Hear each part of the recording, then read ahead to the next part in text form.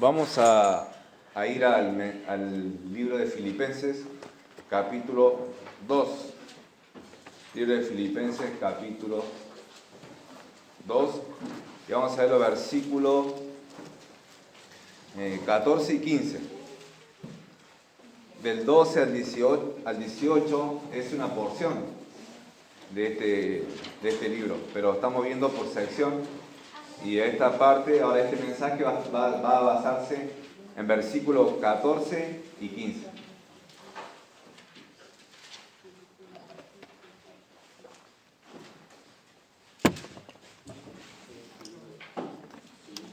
¿Lo tienen?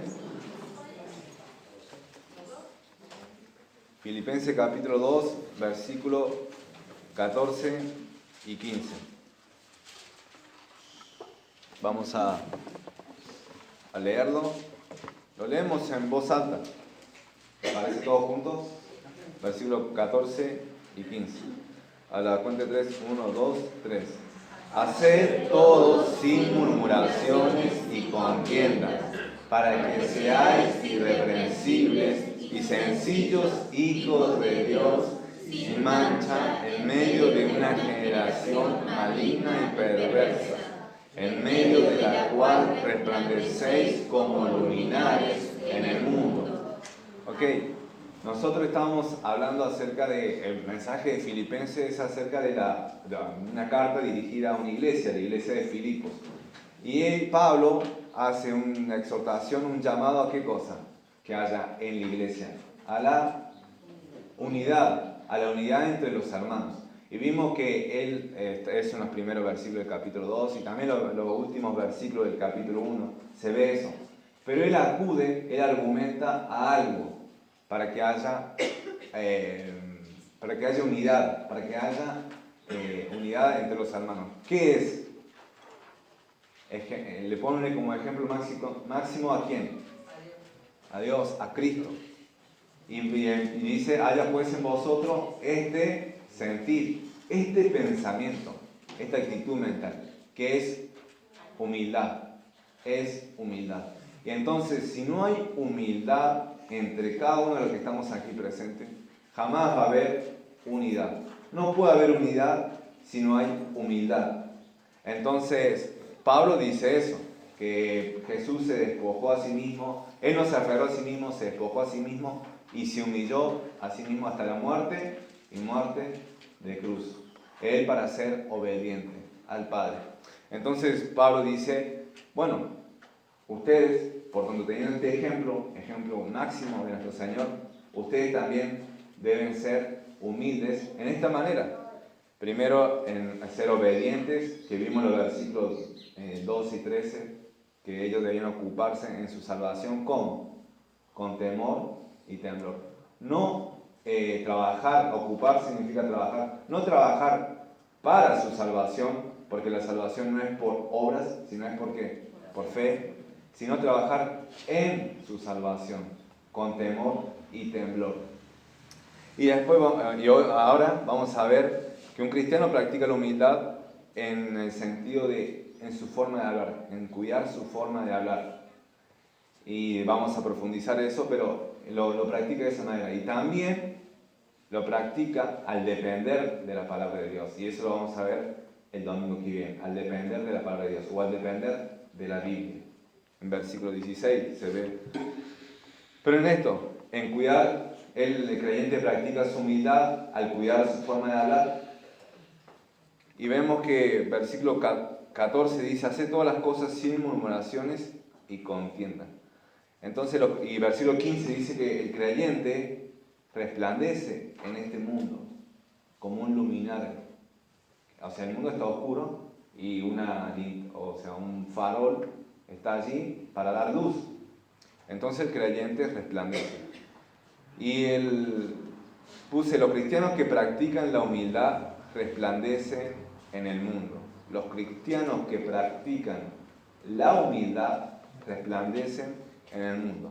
Si no practicas la humildad, no podés resplandecer en este mundo. Si no practicamos la humildad de Cristo, no podemos ser luminar en este mundo. Ahora ustedes dirán, ¿por qué? ¿Por qué resplandece el cristiano que practica la humildad? Bueno, por las siguientes razones. Primero, porque no murmuran. Nuevamente versículo 14 dice, haced todo sin murmuraciones y contiendas. Entonces lo primero que cómo uno vive en humildad, cómo practica la humildad, es haciendo las cosas sin murmuraciones. ¿Y qué significa murmurar? ¿Qué es murmurar? Murmurar es una actitud de desagrado, una actitud de queja, pero que se hace, ¿cómo se esto? Se hace verbal, o sea, se expresa de esa manera. Pero en el diccionario ahí decía preferente, o sea, más que nada está haciéndolo en privado que en público. No sé si me explico. Se hace más en privado que en público. Entonces las murmuraciones son eso, son una expresión de queja que se hace más en privado que en público. Aunque también hay de que puedes quejar y murmurar en público. Es un pecado. Eso es también lo que quiere decir. Murmuraciones es pecado. Y en 1 Corintios capítulo 10, voy a ir a ese pasaje. 1 Corintios capítulo 10, versículo 10. Y vamos a estar un buen tiempo acá tratando el creyente que resplandece en el mundo, lo hace porque no murmura. O sea, resplandece el mundo porque no murmura. Vamos a estar un buen tiempo aquí. 1 Corintios capítulo 10, versículo 10 dice: ni murmuréis como algunos de ellos murmuraron y perecieron por el destructor. Está hablando acerca de los hebreos en el desierto. Voy a leer el versículo 6 de este mismo capítulo. Dice: mas estas cosas sucedieron como ejemplos para nosotros. ¿Quiénes son? Los cristianos. Para que no codiciemos cosa mala como ellos codiciaron, ni seáis idólatras como algunos de ellos, según está escrito: se sentó el pueblo a comer y a beber y se levantó a jugar. Ni forniquemos como algunos de ellos fornicaron y cayeron en un día 23.000. Ni tentemos al Señor como también algunos de ellos le tentaron y perecieron por la serpiente. Wow. Y ahora versículo 10: ni murmuréis como algunos de ellos murmuraron y perecieron por el destructor. Entonces Pablo hace una advertencia, un llamado a decir: no murmuren, no hagan lo mismo que hicieron el pueblo de Israel en el pasado. La murmuración es pecado. La murmuración es pecado. La murmuración lleva más que nada a la contienda. Trae división. Y por esa razón Pablo también pone este pasaje aquí. Porque está hablando de la unidad, está hablando de que la iglesia debe ser una sola, de que debe ser combatir unánimes. Y dice ahora, hacer las cosas sin murmuración. Trae división la murmuración. Trae división. Uno se va para allá, otro se va para aquí. Y trae murmuración. Ejemplo, el pueblo que se rebelaba en el desierto. El pueblo de Israel que se rebelaba en el desierto. ¿Se levantó quién? Bueno, se levantaron varios, pero entre ellos se levantó Coré. Coré diciendo: Dios también va a hablar por mí. Dios también. ¿Por qué Moisés? Que solamente él puede solamente dirigirnos, y se levantaban allí. ¿Y después cómo terminó Coré? Se abrió la tierra y fue tragado, y con todos los que le seguían, y estaban allí en esa revuelta. La murmuración tiene raíz en el orgullo, es producto del orgullo. ¿Y cuál es lo contrario del orgullo? La humildad. Tiene raíz en el orgullo y luego en la queja. ¿Por qué digo en el orgullo? Porque la persona que se queja cree que debe ser bien tratada, cree que debe ser bien posicionada, cree que las cosas que se le están haciendo o que está sucediendo, ella o él se merece algo mejor. Y por esa razón sale el espíritu de queja. Ejemplo, Números capítulo 12, vamos a ir a ese pasaje. Números capítulo 12.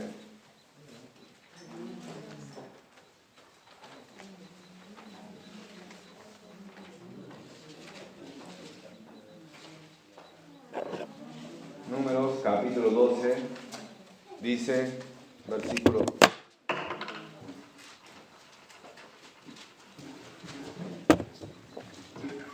Dice así, versículo 1 del capítulo 12. María y Aarón, ¿quién era María? María era la hermana de Moisés. Y Aarón era el medio hermano. Y hablaron contra Moisés a causa de la mujer cusita que había tomado, porque él había tomado mujer cusita. Y dijeron, versículo 2, y dijeron, solamente por Moisés ha hablado Jehová, ¿no ha hablado también por nosotros? Y lo oyó Jehová. Y aquel varón era muy manso más que todos los hombres que había sobre la tierra. Hablando acerca de Moisés. Pero lo que quiero decir es que Moisés, María y Aarón, ellos hablaron un producto de su orgullo. Ellos querían ¿qué cosa? El liderazgo. Querían estar allí, en la posición que estaba Moisés. Pero ignoraban muchos padecimientos de Moisés. Ignoraban todas esas cosas. Pero ellos querían ser allí, estar ahí. Querían ser el centro de atención, el foco de atención. Querían el liderazgo. Pero un liderazgo bíblico tiene un precio, un costo. Y seguramente ellos no querían eso, no anhelaban esas cosas. Pero lo que quiero decir es esto, que la raíz de la murmuración es el orgullo. Es la queja. Tener un espíritu de queja. También acerca del creyente que resplandece. El creyente resplandece en este mundo porque no murmura. Es una de las razones por qué no murmura. También quiero decir acerca de esto, acerca de la murmuración. La murmuración es agradable a la carne. Le agrada a la carne. Le agrada murmurar, hablar. Hablar mal o quejarse, le gusta. No sé, pero te sentís como bien al dar tu opinión. O sea, están hablando así y vos querés, sí, viste, y empezaste a hablar. Eso no agrada a Dios. Agrada a la carne, pero no agrada a Dios. Entonces la murmuración es así. También acerca de la murmuración, es que es pegadizo. También no sé si se habrán dado cuenta, pero cuando hay 2 o 3 ahí hablando, y están hablando sobre un tema, y vos a los 10 minutos ya te encontrás hablando sobre eso. Sí, porque viste y aquello y esto. Es pegadizo. Es pegadizo a la carne, ahí nada más se presta para esas cosas. Pero eso no agrada al Señor. La murmuración no agrada al Señor. Otra cosa, la murmuración, cuando murmuramos y hablamos, por lo general muchas veces, en el contexto de la iglesia, como lo vemos en Filipenses, muchas veces se cuestiona o se habla acerca de quién, de las personas que están al frente, el pastor u obreros líderes, y se lo cuestionan o murmuran. Pero ellos, o la mayoría de los creyentes, ignoramos lo que hay detrás de una decisión. Ignoramos detrás de lo que hizo, el por qué lo hizo. ¿Por qué? Porque muchas veces el pastor o el líder no puede contar las cosas que él sabe. No puede estar contando las cosas por qué hizo lo que hizo. Porque sería antiético. Sería antibíblico en muchos casos. Entonces no puede estar él divulgando información que las personas no deben saber. Para dar explicaciones de por qué hace lo que hace. Pero eso, lamentablemente, muchos murmuran, cuestionan en ese sentido. ¿Y saben qué? Un ejemplo de eso es en Hechos capítulo 11. En Hechos capítulo 11, versículo 1 al 4.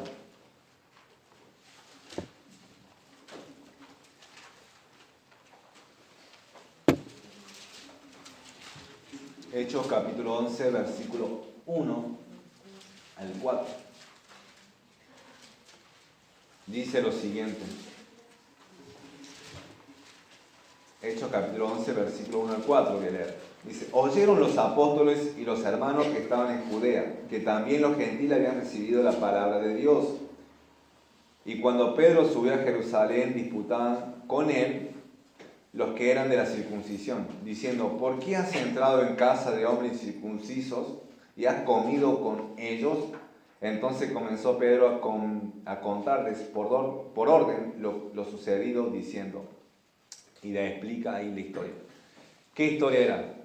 Que Pedro, por visión, fue a la casa de Cornelio, un gentil, y un judío no podía estar en casa de un gentil, era inmundo, pero Dios le dice, no llames inmundo a lo que yo limpio.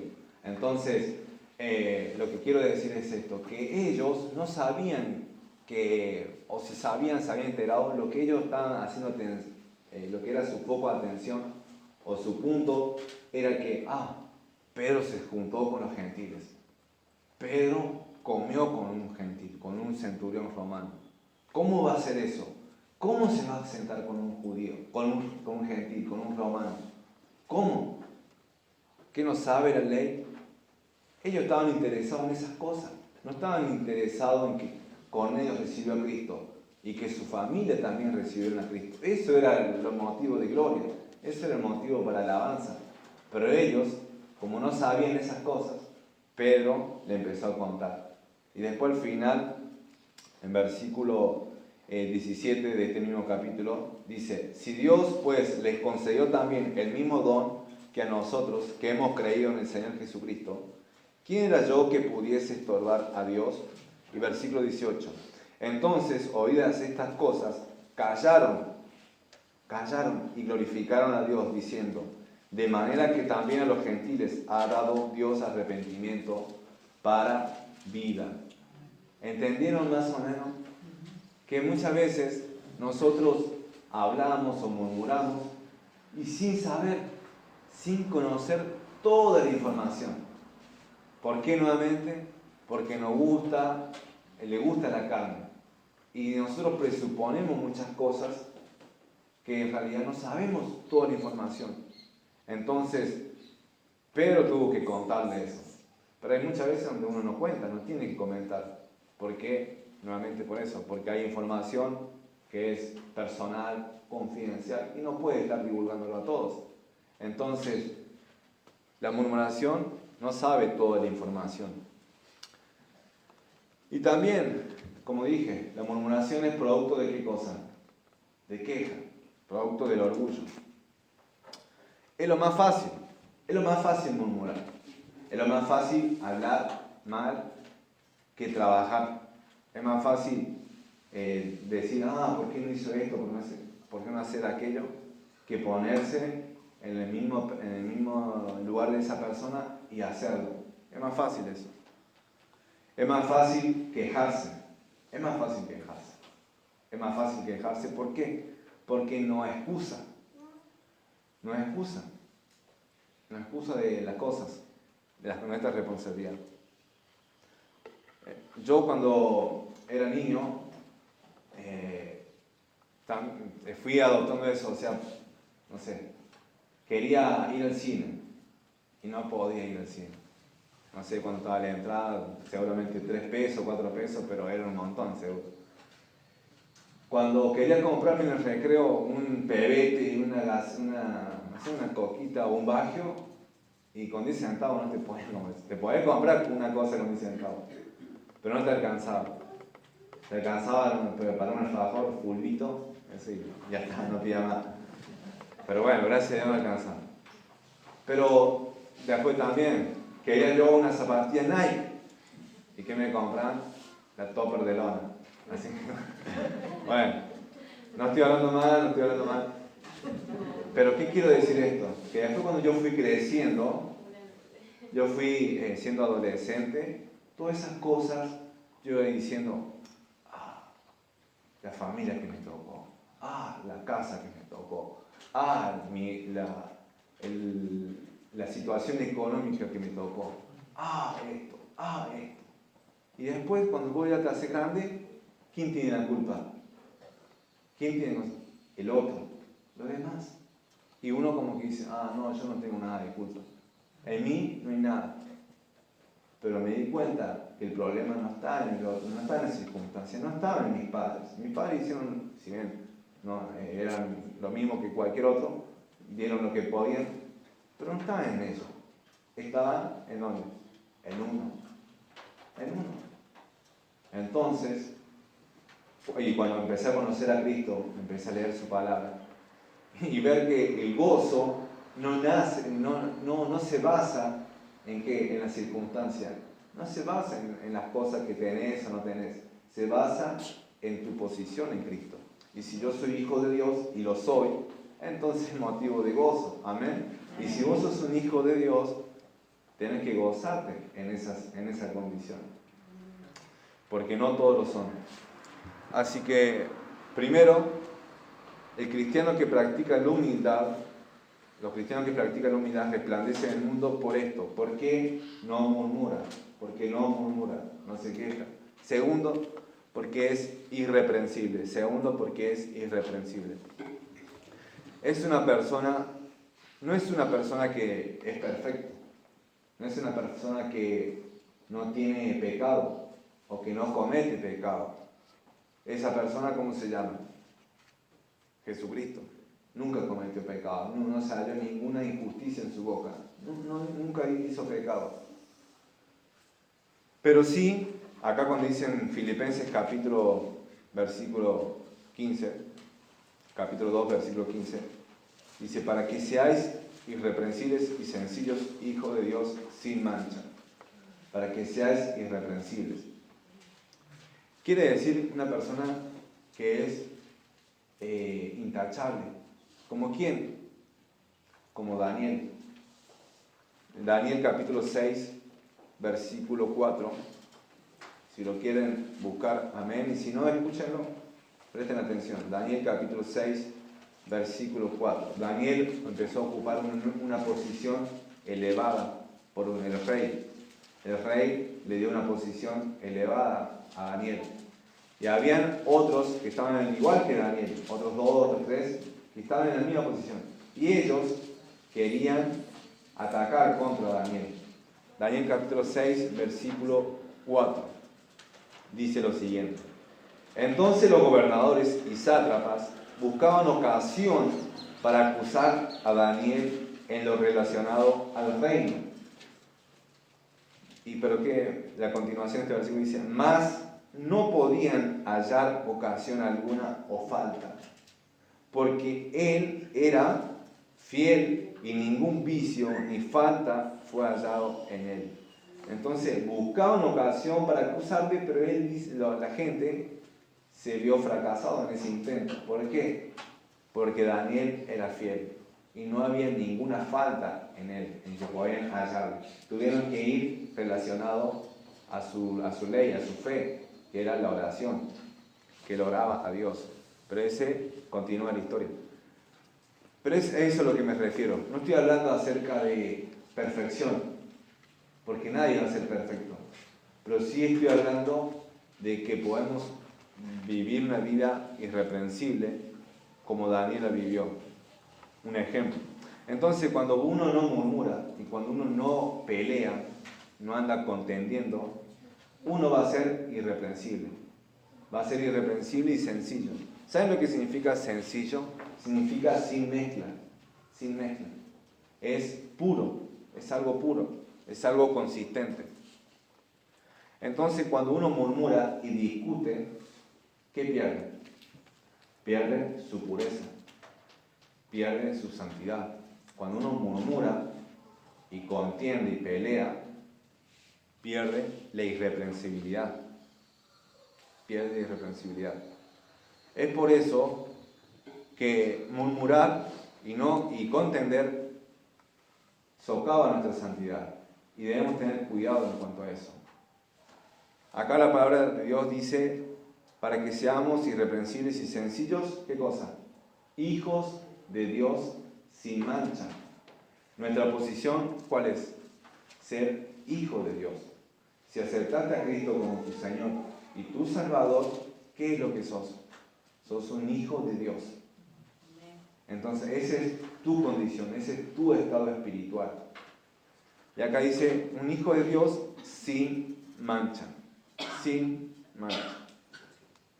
Yo traje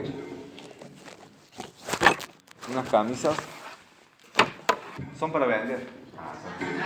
Aprovechaban. No. Esta camisa es del pastor. Que está allá en los Estados Unidos. Seguramente nos está escuchando. Esta camisa es del pastor. Es blanca, ¿verdad? Y es, creo que está así. No lo usé. Y entonces está blanco aquí. El cuello está blanco. No sé si lo pueden ver o no, pero está blanco. Ahora, esta camisa es mía. Y el domingo pasado fuimos con mi tío, estuvimos allá por la primera asociación y el domingo estuvimos en la iglesia de Casanova y en la iglesia de Crespo. Y como llevé una sola camisa, ya ponía excusa, ¿no? Utilicé esta, y no sé si lo pueden ver, con vergüenza, ¿no? Está muy sucia. Pasé una semana, bueno, pero ya le voy a lavar. Gracias a Dios tengo otras camisas. Pero está sucia. Y eso es lo que hace en nuestra vida la murmuración. ¿Alguien quisiera utilizar esa camisa? Le haría cosas si yo lo utilicé. En otro tiempo también utilizaría vuelta. Pero mi mamá me dio, ahora que soy pastor, no. Pero lo que quiero decir es esto, que es feo sería utilizar una camisa así. Pero, ¿qué pasa? No lo vemos así de feo cuando murmuramos, o cuando contendemos, cuando peleamos por cosas que son inmaduras. Entonces, cuando uno murmura, está perdiendo su santidad, está perdiendo su blancura. Y es así de feo, es así de sucio delante de Dios. Nosotros podemos ver a otros que pueden estar tomando alcohol, que pueden estar drogándose, hasta incluso estar fumando y nosotros decimos, es esa persona ahí que anda borracho, drogadicto, fumador. Y lo vemos así, mal, y está mal, pero también lo vemos que está igual de mal el murmurar y el contender. Es así de mal. Porque delante de Dios todos los pecados que cosas son iguales, son así iguales. Y cuando habla acerca de perder la irreprensibilidad, hace poco, y de quedar manchado, hace poco pasó algo, no sé, algo feo. En la entrega de los premios, subió alguien, un actor, y le dio una cachetada a otro actor. ¿Y qué pasó? Ya que se hizo famoso, se hizo muy polémico eso. Y lo que quiero decir es esto, que ese actor, ya quedó manchado. Y siempre lo van a recordar por eso, porque le dio una cachetada. Vos vas a ver, y bueno, de la misma manera nosotros perdemos nuestra irreprensibilidad también. Quedamos manchados. Cuando nosotros participamos en murmuraciones y en quejas o en contiendas, sos una persona que no se puede confiar. Sos una persona que no sos de fiar, porque no se puede comentar o contar algo a vos, porque puede ser motivo de seguir divulgando o después murmurar. Entonces, tenemos que tener cuidado en cuanto a eso. Y tercero, los cristianos que practican la humildad resplandecen en el mundo por la tercera razón, porque el mundo está mal. El mundo está mal, porque el mundo está mal.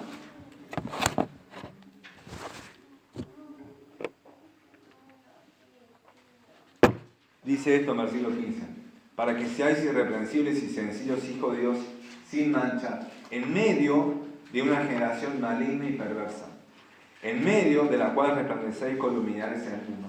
¿Cuántas veces dice en medio? 2. En medio de una generación maligna y perversa. Esas palabras quieren decir que están torcidas, que están desviadas.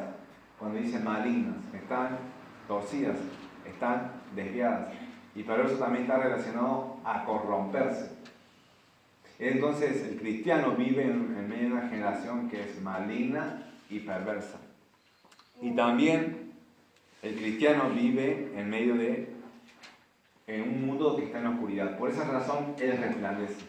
Si no estuviera en la oscuridad del mundo, el cristiano no haría falta que resplandecer. Si nosotros prendemos las lámparas, ahora, ¿va a alumbrar un poco? Puede ser un poquito. Pero ¿por qué no se va a hacer notar las lámparas? Porque ya hay luz, la luz del sol. Pero entonces, cuando llega la noche y hay oscuridad, cuando nosotros prendemos las lámparas, se hace notar su luz. De la misma manera, el cristiano está iluminando porque está en un mundo de oscuridad. Dicen que este título de este libro se llama ¿Es bueno o malo? Hay una profecía en Isaías que dice: a lo bueno llamarán malo y a lo malo llamarán bueno. Le voy a leer una historia. Billy Sheehan, de 19 años, obtuvo el primer lugar con 66 puntos. El competidor más cercano, Dana Bellman, había logrado 63 puntos. Uno 67 y el otro 63. Un partido de baloncesto, un juego de cartas, una competencia de tiro al blanco. No, estos muchachos estaban jugando al sexo. Billy y Dana eran miembros de la infame pandilla Spur Boys de Lakewood, California, un suburbio de clase media de Los Ángeles, de lindas casas y jardines limpios o pulcros. Después de que 9 de ellos, de 15 a 18 años de edad, habían sido arrestados por violación y abuso. Los Spurs se volvieron famosos cuando los medios de difusión se enteraron de que habían elaborado un sistema de clasificaciones para mantener un registro de sus conquistas sexuales. Los Spurs, que incluían de 20 a 30 muchachos, recibían un punto por cada joven distinta con la cual tenían relaciones sexuales. Mike Weber, uno de los Spurs más temidos, explicó el código que utilizaban los muchachos para comunicar su último puntaje. Cuando alguien estaba con una muchacha, decía: soy el jugador de béisbol y soy el jugador de fútbol, Barry Sanders, número 20. A medida que aumentaba la puntuación de los muchachos, también aumentaban las acusaciones de intimidación y violación. Una joven de 16 años informó que una Spur le quitó la ropa durante un encuentro sexual en el parque y que se negó a devolvérsela hasta que tuviera relaciones sexuales con los otros. Cree que evitó una violación de grupo por haber gritado hasta que le devolvió la ropa. Una niña de 11 años dijo que estaba pasando una noche en casa de una amiga cuando un muchacho entró en el dormitorio por la ventana y le dijo que quería tener relaciones sexuales con ellas. Ella accedió, explicando después que lo hizo porque le habían dicho que los Spurs lastimaban a las muchachas que no accedían a su exigencia. Bueno, continúa la historia, pero la cuestión es que es así como está el mundo, está pervertido. Y hay una encuesta que sale en Estados Unidos, dice, en el año 94, imagínense lo que deben estar ahora. Dice que la investigación revela una historia de horror en estadística de lo que pasa casi todos los días en Estados Unidos y Norteamérica. 1.000 adolescentes solteras se convierten en madres. 1.000 adolescentes solteras se convierten en madres. 1.106 adolescentes abortan. 4.219 adolescentes contraen enfermedades venéreas. 500 adolescentes comienzan a usar drogas. 1.000 adolescentes empiezan a ingerir bebidas alcohólicas. 1.135 jóvenes, 135.000 jóvenes, llevan pistolas u otras armas a la escuela. Wow. 3.160 adolescentes son asaltados, 80 son violados. 2.200 adolescentes abandonan los estudios y 6 adolescentes se suicidan. Entonces, yo creo que la realidad allá en Estados Unidos y acá no es muy diferente. Pueden variar entre algunas prácticas, pero el alcohol, la droga, la violencia, la perversión sexual, la promiscuidad que hay, estamos viviendo en esos tiempos. Entonces a eso me refiero que cuando Pablo decía, estamos en una generación maligna y perversa, es esa. Llaman a lo bueno, les llaman malo, y se jactan por hacerlo. esas personas que practicaban esas cosas malas y pervertidas, creían que estaban haciendo bien y se jactaban por hacerlo. Y ustedes seguramente se encontrarán en lugares de trabajo o lugares en su familia, si es incrédula, que se jactan por mentir, que se jactan por robar, que se jactan por engañar a su esposa o a su esposo, que creen que es normal hacer eso. Pero eso está la mente torcida, porque no tiene a Dios, no tiene la Biblia. Somos luminares en el mundo, hermanos. Somos luminares en el mundo. Jesús dijo que nosotros estamos en el mundo, ¿pero qué? Pero no somos del mundo. Entonces, ¿cuál es la respuesta que debe tener el creyente ante toda esta situación, ante esta generación maligna y perversa? Es una, aislarse, como hicieron en un tiempo los curas o cosas que hicieron en un monasterio, monjes, que se iban allá, aislados de toda la sociedad, para mantener ¿qué cosa? Su santidad. Por eso no es lo bíblico, no es lo bíblico. Nosotros estamos llamados a hacer ¿qué cosa? A ser sal y luz. O si no, irse a otro extremo, y es que compartir todas las cosas con el mundo. Y me relaciono con el mundo, convivo con el mundo, practico lo del mundo, y todo eso. ¿Eso tiene efecto? Tampoco, no tiene impacto. ¿Por qué? Porque sos un cristiano mundano y no ven a Cristo en vos. O la tercera también es de venir, ser un cristiano, entre comillas, bien, y venir el domingo solamente y después olvidarse. Pero hay una cuarta. La cuarta es, nuevamente, estar en el mundo, pero no ser del mundo. Comprometerse con Cristo y demostrar, reflejar a Cristo en ese lugar. Cuando te vean, deben ver a Cristo, deben ver a Cristo en vos. Cuando hayan situaciones difíciles y situaciones de tensión, cuando vos reaccionás como el mundo, no ven a Cristo en vos. Pero si vos reaccionás de manera cristiana, de manera bíblica, entonces van a ver a Cristo en vos. Y vas a estar siendo luminar en el mundo.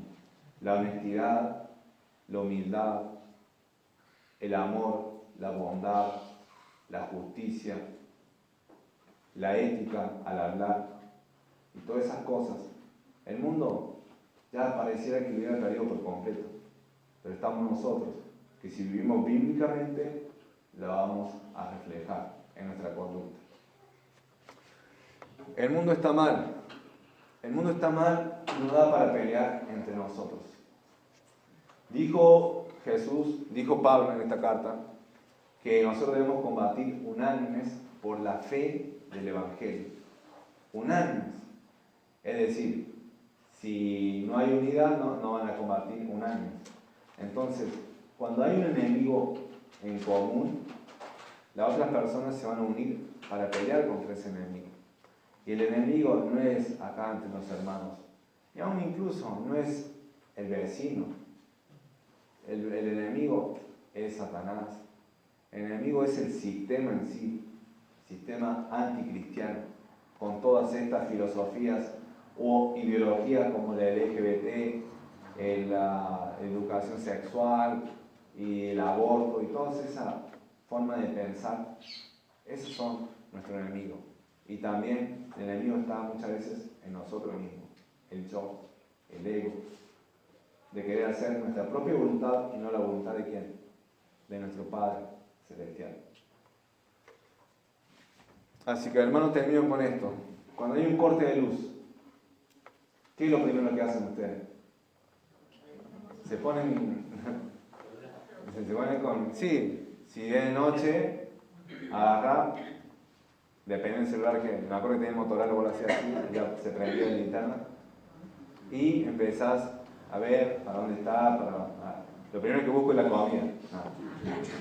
Empezás a buscar las cosas que te hacen falta o viendo para dónde pisar, qué tocar. Entonces, prendes algo. Hoy, si era hace 20 años atrás, prendía qué cosa, la vela.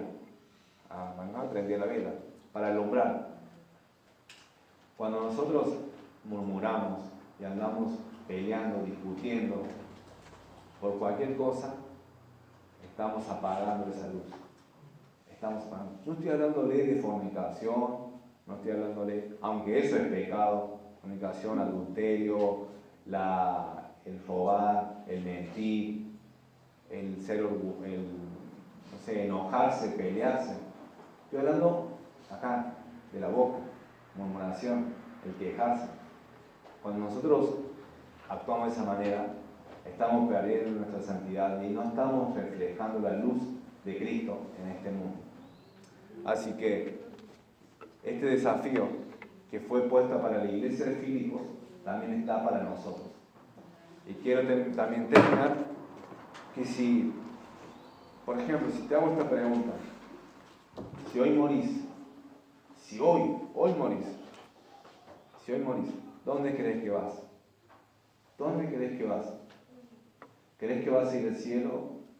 ¿Crees que va a ir a la presencia de Dios? Si es así, ¿por qué? ¿Por qué crees que vas a ir al cielo?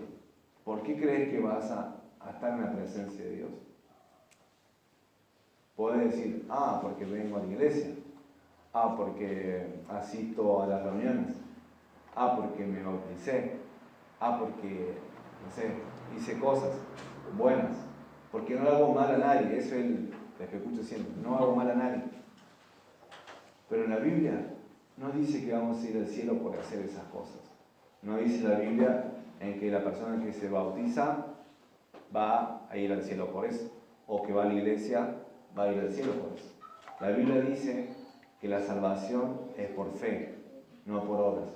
Y Pablo, cuando estaba hablando con un carcelero, le dijo, cree en el Señor Jesucristo y serás salvo, tú y tu casa, haciéndole la promesa o dándole por sentado que si él creía, los que estaban en su casa también iban a creer. Pero la salvación es individual.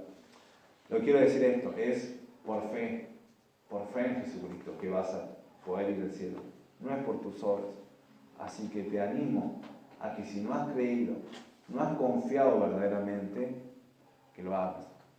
Dios te va a cambiar y vas a querer vivir una vida nueva, una vida que agrada a Dios, una vida que le honra a Dios. Vas a dejar los pecados y de aquellos pecados que te dominan, que te esclavizan, ahora vas a tener algo que se llama, algo muy grande dentro nuestro, que es el Espíritu de Dios, el cual te guiará toda la verdad y te hará vivir una vida de santidad. Oremos. Padre, gracias por tu palabra, gracias Señor porque tú eres todopoderoso. Ayúdanos Señor a poner en práctica tu palabra, Dios. Saber que estamos en medio de una generación maligna y perversa, que a lo bueno llaman malo y a lo malo llaman bueno, Señor. Ayúdanos, Padre, a mantenernos como luminares en el mundo. ¿Cómo, Padre? Tú ya nos lo escribiste, que es imitando a Jesucristo, siendo humilde como Jesucristo, no murmurando, no quejándonos, no echando la culpa al sistema político o a la iglesia, a los hermanos o a nuestros padres o a la economía. Esas son cosas que no podemos cambiar. Nosotros solamente dependemos de nuestras acciones. Tú nos has dado la voluntad de poder tomar nuestras decisiones, pero dependemos de ti, Padre. Dependemos de ti. Y ayúdanos, Señor, a poder tomar buenas decisiones, a elegir no murmurar, no quejarse, no contender, no pelear por cosas de chicos, cosas de niños. Señor, ayúdanos a poder vivir una vida que te honre, una vida que te glorifique, Padre, porque este mundo se está yendo por la borda, está descendiendo más y más a la inmoralidad. Te pido, Señor, que los que están aquí, que si hay alguien que no ha recibido a Cristo como Señor y Salvador, que lo pueda hacer, Padre, que pueda creer de todo corazón, que su vida pueda ser cambiada y transformada. Y que si hay alguien aquí que no está viviendo una vida que te agrade a ti, que lo haga, Padre. Que haga lo que tenga que hacer para glorificarte, para vivir una vida en obediencia. Una vida de venir solamente los domingos y olvidarse, eso no es una vida cristiana. Es una vida, Señor, insuficiente, una vida de hipocresía. No podemos vivir solamente así. Ayúdanos, Señor, a vivir una vida que te honra, una vida obediente a ti, Señor. Gracias, Padre, porque podemos ser irreprensibles, podemos ser sin mancha, Padre, viviendo una vida según tu palabra. Ayúdanos y ayuda a mis hermanos que la palabra que hemos tocado, que realmente pongan en práctica, que pongamos en práctica, que no solamente seamos oidores, sino hacedores. En nombre de Jesús te agradezco. Amén. Dios le bendiga, hermanos.